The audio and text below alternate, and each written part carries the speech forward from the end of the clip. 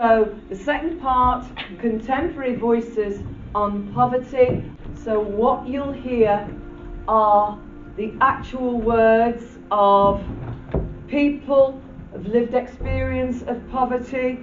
You will hear people who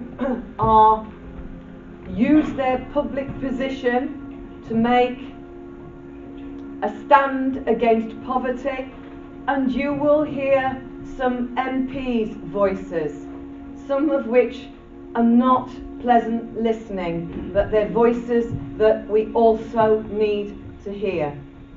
So, contemporary voices on poverty. You can't cook meals from scratch with nothing. You can't buy cheap food with nothing. Bottles of Liqueur champagne were recently served at a reception held by Kawasi Koteng. They cost £320 each. £320 is a sum Lee Anderson MP says people can eat nutritiously on for a year. Families who have to rely on food banks would much rather have sufficient income to be able to care for and feed their child, rather than to have to ask for handouts. Human rights for all. No, our rights are decided for us by others who made their minds up because of the way you dress or where you live. Its kitchen will serve the discerning diner a fabulous steak wrapped in real 24-carat gold leaf. It will set you back a cool £1,500 for the experience, but the good news is the gold leaf is edible. Whatever your feeling, opinion or judgment, food poverty is never the child's fault. Let's rub arms around each other and stand together to say this is unacceptable, that we are united in protecting our children. Together we can end this problem. We live in the sixth richest economy in the world. No child should go hungry in this country. Before COVID-18, 4.3 million children were living in poverty in the UK. That's 9 out of every class of 30. 1 million school children in the UK living in poverty are not eligible for free school meals. We have lost and continue to lose brothers, sisters in arms who are killed by poverty, who are cut down far too soon.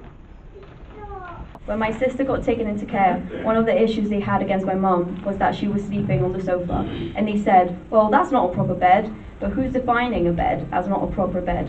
There's too much pressure on parents to buy all this fancy schmancy stuff if they can't afford it, but they can't afford a big beanbag that their kids sleep on. Does it really matter? I took Dan to see the poorest places in Torbay. I was told to stop. Never. By the middle of the week, I'm struggling to feed the kids. The food shop's gone up from around 100 a week to 150, and I don't feel I'm getting as much food for that amount.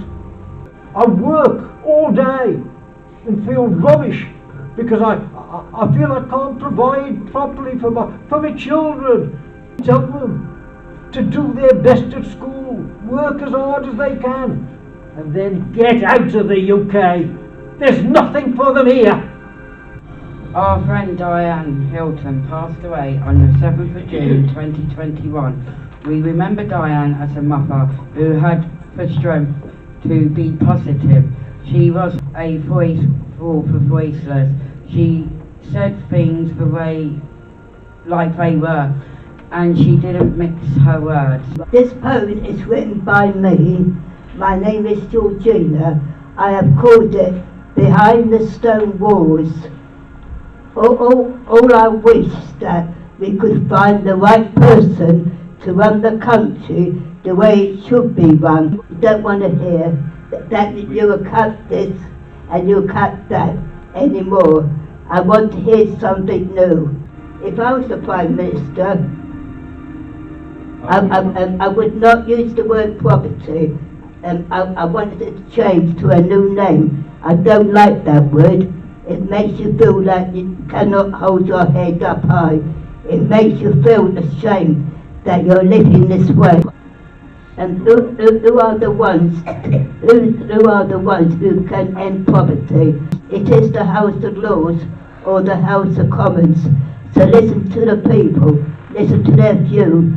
Don't hide behind the stone wall. But we are not shadows, we are human beings just like you. Breeze Coffee, the UK Secretary of State for Health and Social Care, Deputy Prime Minister. Radio 4, the 11th of October 2022, she said, "The poor are richer than you think."